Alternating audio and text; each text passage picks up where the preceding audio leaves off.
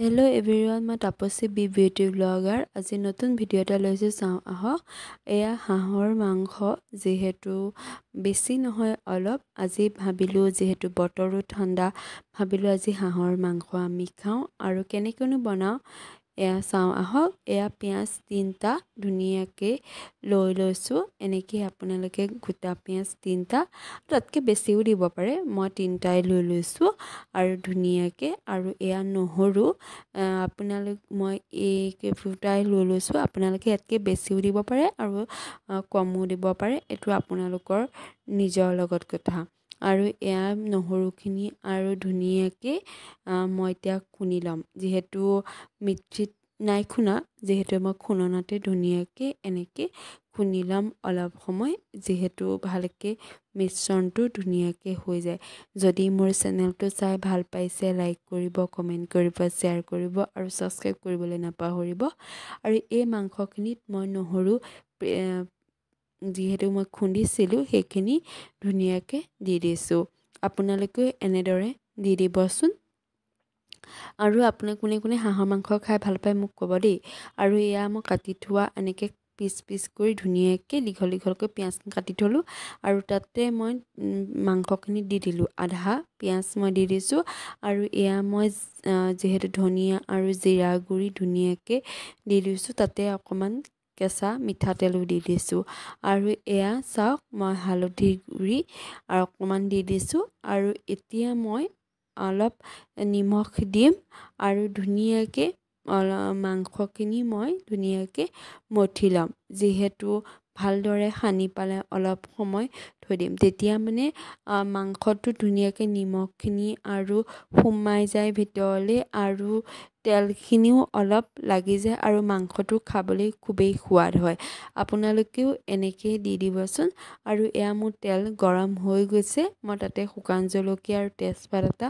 ধুনিয়াকে দি দিছো আপোনালোকেও এনেদৰে দি দিব আৰু তাতে মই পিয়াজখিনি এয়া দি দিলো দেখিছে নহয় পিয়াজখিনি কি ধুনিয়াকে দি দিছো আৰু এয়া এতিয়া মই পিয়াজখিনি অলপ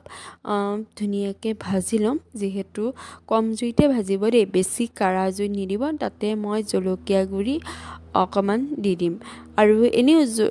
যেহেতু তেতিয়া কালাৰটো বৰ ধুনিয়া হৈ উঠে আৰু এতিয়া মই হেতাৰখনে লাহে লাহে এনেকে অলপ সময় ভাজিম আপোনালোকে হাঁহৰ মাংস খাই বাৰু ভাল পায়নে মই ভালে পাওঁ বাৰু কিন্তু আমাৰ বেছিকে খোৱা নহয় আৰু কম পৰিমাণে খোৱা হয় আৰু এয়া দেখিছে মোৰ যেহেতু মাংসখিনিও ধুনিয়াকে দি দিলো আৰু এয়া পিয়াজখিনি লগত ধুনিয়াকে মিশ্ৰণটো কৰি লৈছো আপোনালোকেও এনেদৰে ধুনিয়াকে কৰি লব আৰু কেতিয়াবা এনেকুৱা হাঁহৰ মাংস অকন খাবলৈ খুবেই মন যায় আৰু ভালো লাগে দিয়কচোন আৰু এয়া মোৰ যেহেতু অকমান মাংসখিনি যেহেতু হাঁহৰ মাংস বা বহুতেই তেল ওলাই আৰু এয়া তেল ওলাবলৈ আৰম্ভ কৰিছে আৰু ধুনিয়াকে হেতাখনি মই লাহে লাহে অকমান ভাজিম যেহেতু হাঁহৰ মাংস অলপ ভাজিলে সোৱাদ খুবেই ধুনিয়া হৈ যায় পিয়াজখিনিও অলপ জহিবলৈ দিম আৰু লগতে মই তিনটা আলু ধুনিয়াকে লৈ লৈছো আৰু মাংসত যদি আলু নিদু কেনেকৈ হ'ব আৰু আলুটো দিবই লাগিব আলু দিলেহে খাই বহুত ভাল লাগে কিছুমানে আলু নিদিয়াকেও খায় আৰু যদি আপোনালোকে আলু ভাল পায় আলু দিব পাৰে যদি আলু বেয়া পায় তেতিয়া আলু দিব নালাগে আৰু খুব সিম্পলতে বনাইছো সহজতে ঘৰতে থকা পদ্ধতি বেছি মই মা মছলা দিয়া নাই আৰু